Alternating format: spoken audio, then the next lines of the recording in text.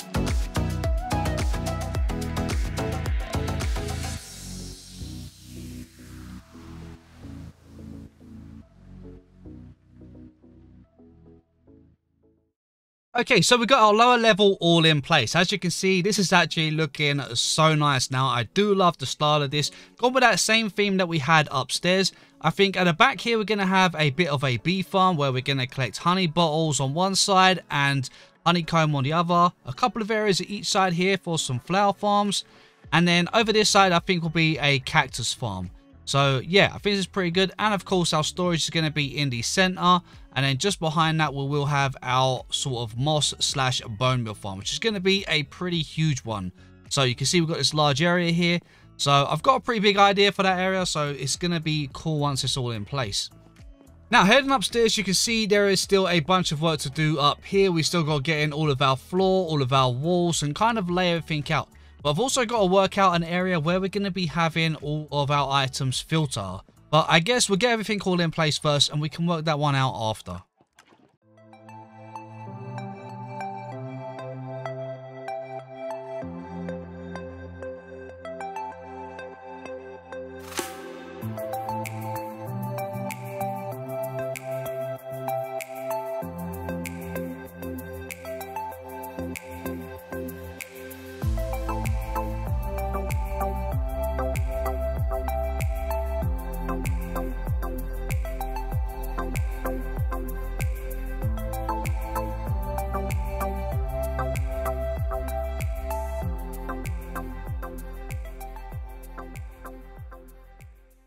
Now flooring's in place, let's start by getting our chests in place. So here we're just going to add a few chests at the side and we're going to go 4 high. At the back here we're just going to add our hoppers. So we're going to add a hopper line from here and we're going to run it all the way across to the other side, making sure that we connect them into the chests. The redstone at the back here is pretty simple. As you can see, we've got a bit of a T shape here and these 2 blocks at the side. We'll add a redstone torch here. Repeater down here, comparator at the back facing outwards with a hopper going into the back of it, just like so. Add some redstone at the front here and 1 on the block here. And there we go, it's as easy as that, and we're just going to repeat that all the way down to the back of the system. Add your repeaters, comparators, hoppers, redstone, and your redstone torches. With the first part of our storage system all in place now, I think the next thing is going to be working on our waterways, which are going to filter the items around the room in a sort of circular position going around, bringing all the items down in this little line here. They'll go up the bubble column, across the top here, and then they'll get filtered into all of these hoppers across here. So they'll then be filtered into our chests. Carrots, carrots, come on, I must have more than just 2 carrots, surely. Seriously, all these chests and not a single carrot. I guess we're going to have to just grow some, so let's go ahead, till this little bit of soil here just temporarily. We'll add a couple of carrots like so. Luckily we've got a bit of bone meal, so we can speed this up a little bit. That's much better, there we go. That should give us plenty of carrots for our carrot farm, which we're going to be putting in first of all, I think. So we're just going to leave those there, let those grow, and I think we'll just keep those ones in our inventory for now. We can use those later on. Okay, that should be plenty for now. Let's start with our carrot farm, which is going to be pretty simple. We'll start by getting in our walls. Let's get rid of this cobblestone, and we're just going to run our wall around first of all. There we go. That gives us a 1, 2, 3, 4, 5, 6, 7, 8, 9 by 1, 2, 3, 4, 5, 6, 7. Okay, that's a good size. And of course, we're going to fill this in with dirt. And let's strip all of our logs like so. Now, I think our villagers are just above this little area here. I'm pretty certain they are just in there. Let's climb up. Aha! Perfect. Excellent. Oh, the villagers are right on top here, so this is going to make it so much easier bringing them in. Okay, you guys should have your trades locked in, so we should be able to break both of these without you losing your trades. I hope you don't. Fingers crossed. But yeah, that should be good. Yep, you still got your mending trade. Perfect. And silk touch. Excellent. Come on, guys. We've got work to do. Move your butts. Okay, this is so long. No, no, no, no, no. No. Oh. I hate you guys sometimes. After way more work than I like to admit, we've finally got these guys in here. And my gosh, that was a hassle. And you are going straight in there. You are all mine. Keeps forever, buddy. Haha, you're mine. Perfect. Okay, minecart goes there, and then all we need to do now, I guess, is get this guy over there. He'll start feeding him food once we grow a few carrots. So let's till the soil and get this in place. Grab some carrots, and we'll go ahead and plant these all down here. If we can do it without eating them, would be good. Okay, farm looks like it's working. We've got our villagers over at the side here. Looks like they're having a chat. We've got 3 beds down the back. So fingers crossed this will produce a baby villager. And if it does, we can go ahead and use him over in our wheat farm over here. Let's go ahead and get this second farm all in place. This is going to be pretty much like the last one, except we're going to be using wheat and we're just going to run hoppers underneath. So let's go ahead and break out all the flooring here. This is going to be where the hoppers are going to be placed. Okay, let's run a hopper line just underneath here. So this is going to run from one side all the way to the other. Let's run it down to the back. And we're going to simply add some hopper lines from one side to the next, which will filter all of our items. We'll add some dirt on top. And then we're going to go ahead and get some crops in here. We'll add a water to the middle here. This will keep everything all hydrated. Put a slab there. And then we're just going to go ahead and till the soil. Just like the last farm, we're going to add a little bit of lighting in the ceiling here. Nice and simple. Maybe it'd be easier feeding these guys a bit of bread to get some babies. Come on, guys. We ain't got all day. I guess we'll come back later. While we're waiting for our villagers to get busy, we're going to go ahead and plant some seeds in here. Now, the great thing about having tilled soil here is that it works a bit like a slab. Therefore, anything that a villager drops inside this farm is going to go straight underneath into the hoppers and then get filled into our system. So, it's a really easy farm to make. Now we're going to add a composter with a light on top, and then we're just going to place some trapdoors around the edge. So we don't want the villager to be able to access this, otherwise he's going to keep putting his seeds and wheat in here for the bone meal and stuff. So we want him to drop the items on the floor so that they can get filled into the system. So we're going to leave that like that. There we go, we've got a baby. So we're going to wait for this guy to grow up. Once he's big, we're going to take him and put him inside our farm. Let's go and get started on a melon farm upstairs while we're waiting. The melon and pumpkin farms are both going to be separate, so I think we're going to put the melon on this side and the pumpkin over this side, and I think we're going to double layer them to make them pretty efficient.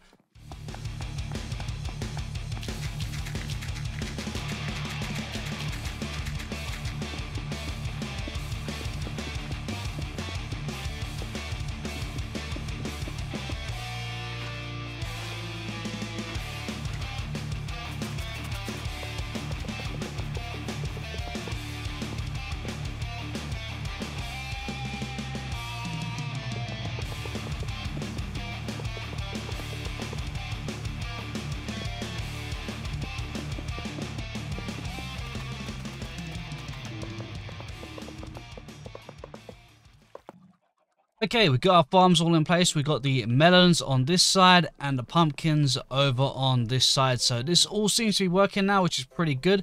We've got carrots being filtered in here. We've got our pumpkins in here and melons in here. So we're going to get this labeled up at some point, but we still got to fill the rest of these with some other items yet. So let's go ahead and get our villager, because he's still waiting downstairs and he should be grown up now and can go in that farm. Oh, we got 2 villagers here. But we do need to get one of them. Aha, there we go. We got ya. Come over this way, buddy. Come on, ignore that stuff. Okay, now that he's in there, all we got to do is get rid of that and just fill that with our glass. And there we go. We now have a carrot, a wheat, a melon, and pumpkin farm. So we're doing pretty good so far, but we still got a long way to go.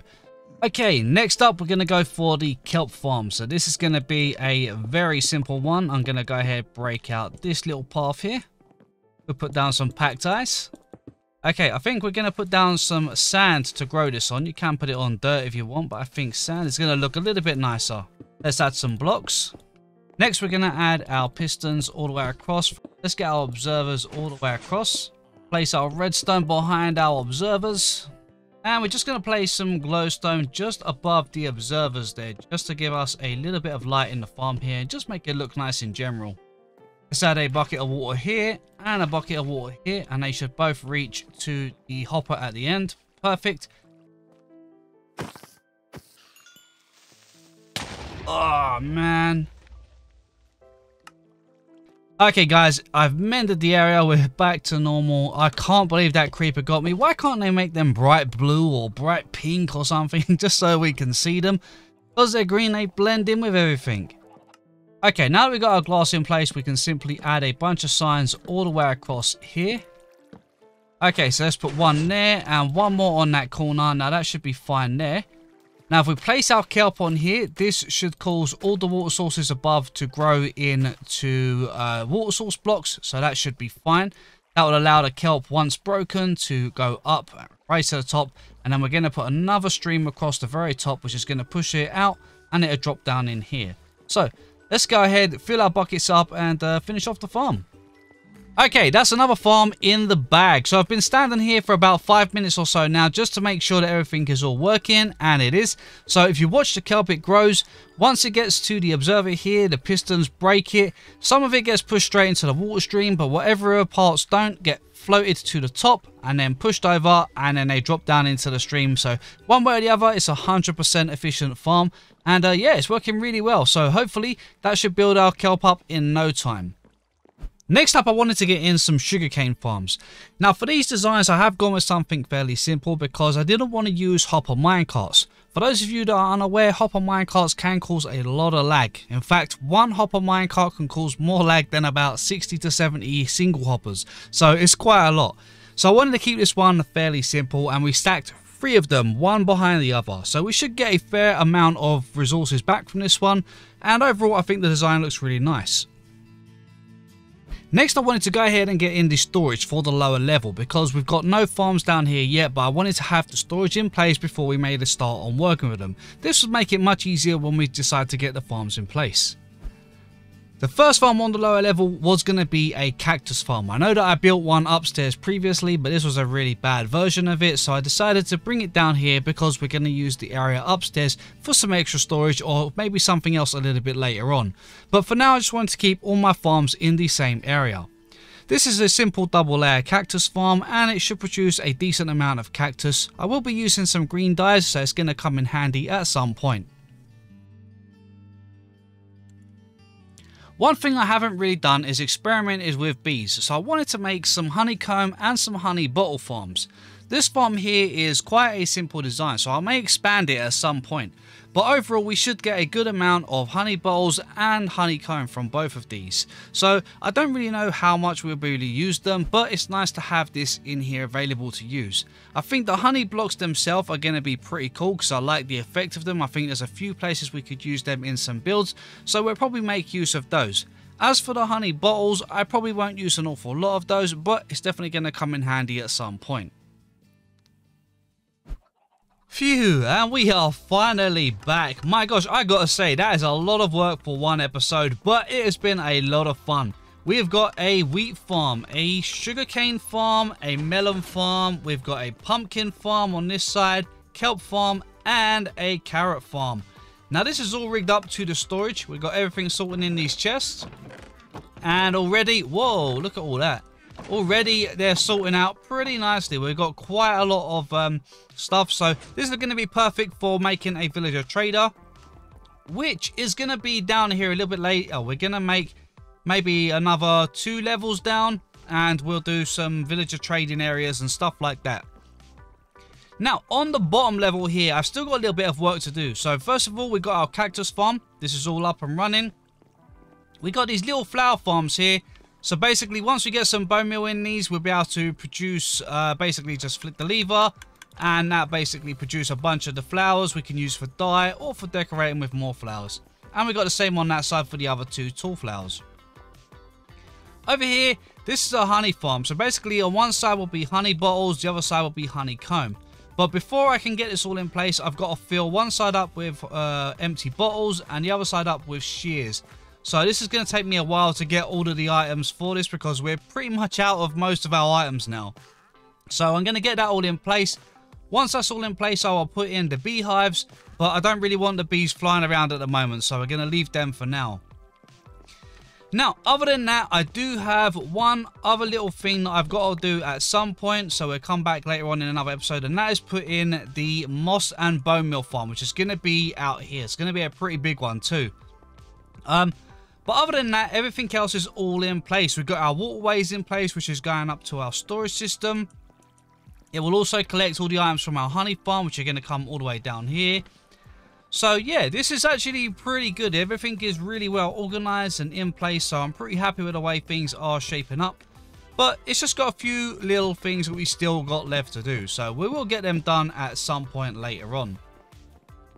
Now, like I said, I want to dig down further, so we're going to dig down another 2 levels. So like these 2 levels that we've created here for the farms, we're going to do the same thing, and around the edges we're going to put like loads of little booths for all of our villagers, although we've only got 4 at the moment. But we will get more once we get the ones out of there and shift them. We'll make a little breeder and get a bunch more villagers in place. And we can start getting all of the different enchanted books and some toolsmiths and stuff like that. So it should be pretty cool. But other than that, guys, everything is all in place. And I've got to say, this was so much work getting all of these in place. And some of these pesky villagers, my gosh, did they give me a run for my money, I tell you that. But overall, I'm really glad we've got it all in place. And I think it's shaped up pretty well. Now, I think we're going to go ahead and wrap it up just there. So, as always, thank you guys so much for watching. If you did enjoy it, don't forget to smash that like button. But for now, this is BlueNerd signing out, and I'll catch you in the next one.